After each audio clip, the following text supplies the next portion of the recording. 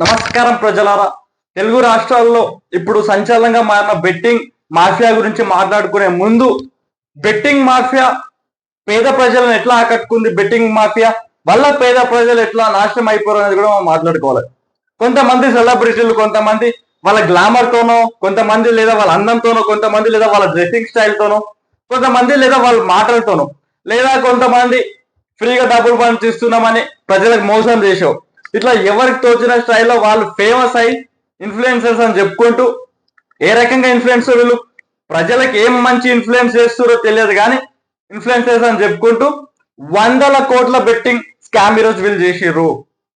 ఈ బెట్టింగ్ మాఫియాకు ఎప్పటి నుంచో నడుస్తుంది, గత 7-8 సంవత్సరాల నుంచి నడుస్తుంది.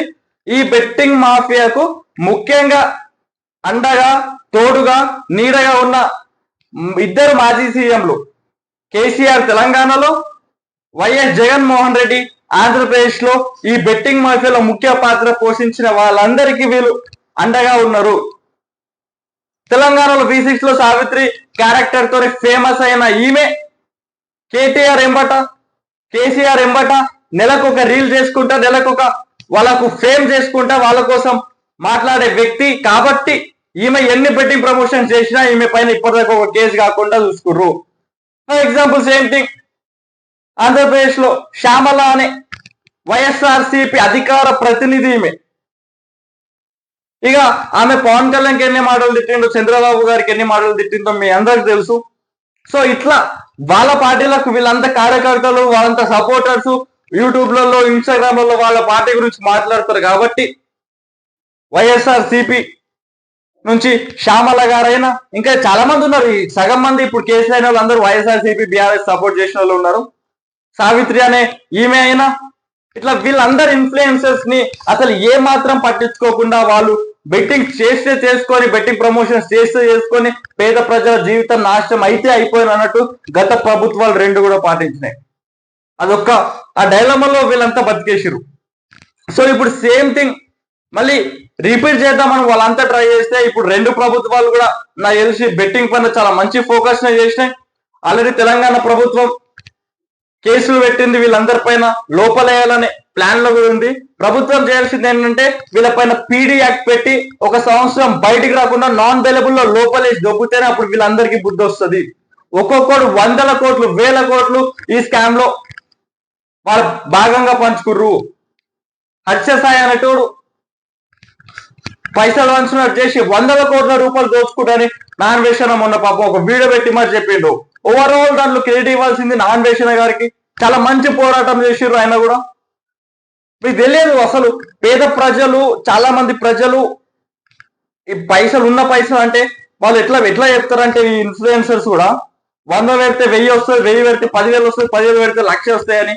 ఒకడైతే ఆన్ స్పాట్ లో ఇక నా దగ్గర పైసలు లేవు ఇప్పుడు షాపింగ్ చేయడానికి వచ్చినా, అయినా కానీ ఆన్ స్పాట్ లో ఈ బెట్టింగ్ యాప్ లో పెట్టేసి పైసలు తీసి షాపింగ్ చేస్తున్నారు చూపెట్టి.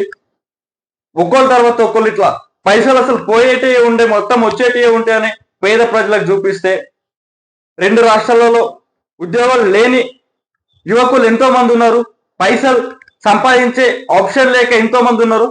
వాళ్ళందరూ అప్పో సొప్పో చేసి లేదా కొన్ని లోన్ యాప్స్ లో నుంచి లోన్ తీసుకొని ఈ బెట్టింగ్లలో పెట్టి మోసపోయారు.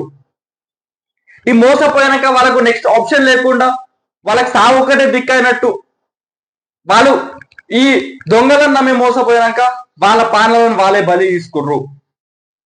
మీకు ఒక ఎగ్జాంపుల్ చూపిస్తే చూడండి. ఆన్లైన్లో బెట్టింగ్ పెట్టి అప్పులు తీర్చలేక ఓ యువకుడు ఆత్మహత్యకు పాల్పడ్డాడు. కామారెడ్డి జిల్లా దేవునిపల్లికి చెందిన సంజయ్ హైదరాబాద్ లో సాఫ్ట్వేర్ ఉద్యోగిగా పనిచేస్తున్నాడు.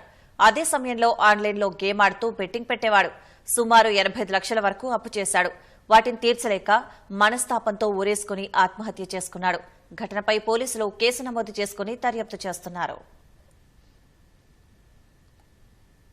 అండ్ సేమ్ థింగ్ నెక్స్ట్ ఏదైతే మన నిజామాబాద్ దగ్గర ఒక గ్రామంలో ఒక వ్యక్తి అసలు ఆయన చేసిన అప్పులకు ఆ కుటుంబం భరించలేక, అప్పులను తీర్చలేక కుటుంబం మొత్తం ఆత్మహత్య చేసుకుని చనిపోయింది. ఇట్లా ఎన్నో ఈ రెండు రాష్ట్రాల్లో ఒక సంవత్సరంలో 2,000 మందికి పైగా చనిపోయారు. ఒక్క తెలంగాణలోనే 1000 మందికి పైగా చనిపోయారు బెట్టింగ్ ద్వారా. మరి ఈ బెట్టింగ్ ని అరెస్ట్ చేస్తే సరిపోతుందా? అదే వాళ్ళ పైన ఇన్ఫ్లుయెన్సర్స్ పైన కేసులు పెట్టి వాళ్ళని అరెస్ట్ చేస్తే సరిపోతుందా?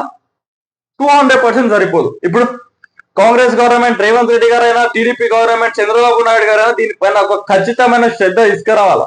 అరెస్ట్ చేసినంత మాత్రమే బెట్టింగ్ ఆగిపోతుంది అనుకుంటే అది మూర్ఖత్వం. అది వాళ్ళ పైన ఒక కేసులు పెట్టి వాళ్ళని లోపలేసి వేరే ఇన్ఫ్లుయెన్సర్ కి బుద్ధి చెప్పవచ్చు అంతే తప్ప ఇప్పుడు ఆల్రెడీ ఆడుతున్న వాళ్ళను మీరు ఏం చేస్తే ఇది చేస్తారంటే ఆ యాప్లను బ్యాన్ చేయండి. రెడ్డి బుక్, తొక్క 1xBet లాంటి ఎన్నో యాప్లు తెలంగాణ, ఆంధ్రప్రదేశ్ లో వస్తున్నాయి. వీళ్ళపైనే కాకుండా మెయిన్ హైలైట్ అయిన ఇన్ఫ్లుయెన్సర్స్, ప్రజలు ఎక్కువగా చూసే ఇన్ఫ్లుయెన్సర్స్ MS ధోని గారి పైన, విజయ్ దేవరకొండ పైన, లక్ష్మీ మంచు పైన, వీళ్ళ పైన కూడా కేసేసి వీళ్ళని కూడా బుక్కలో దోస్తే. ఎందుకంటే ఈ చిన్న ఇన్ఫ్లుయెన్సర్స్ కన్నా వాళ్ళు పెద్ద ఇన్ఫ్లుయెన్సర్స్, వాళ్ళ మాటలు ఖచ్చితంగా నమ్ముతారు ప్రజలు. MS ధోని గారి మాటలు నమ్మరా? విజయ్ దేవరకొండ మాటలు నమ్మరా? లక్ష్మీ మంచు మాట నమ్మరా? సోను సూద్ మాట నమ్మరా? సో వీళ్ళందరూ కూడా బెట్టింగ్ ప్రమోషన్ చేసి పేద ప్రజల పానాలు తినట్ల భాగం పంచుకోరు కాబట్టి అందరిపైన కూడా కేసు పెట్టేసి, ముఖ్యంగా ఈ బెట్టింగ్ యాప్లను శాశ్వతంగా ఉన్న బెట్టింగ్ యాప్లను అన్నింటిని, కొన్నిటిని కాదు అన్నిటిని బ్యాన్ చేసి ఆ లింకులు ఓపెన్ కాకుండా, ఆ యాప్లు అవైలబుల్ గా ఉండకుండా చేస్తే 200% అప్పుడు బంద్ అవుతుంది. అంతేకాకుండా వీళ్ళ పైన అరెస్ట్ పెట్టినంత మాత్రమే బెట్టింగ్ ఆగిపోతుంది అనుకోవడం మూర్ఖత్వం.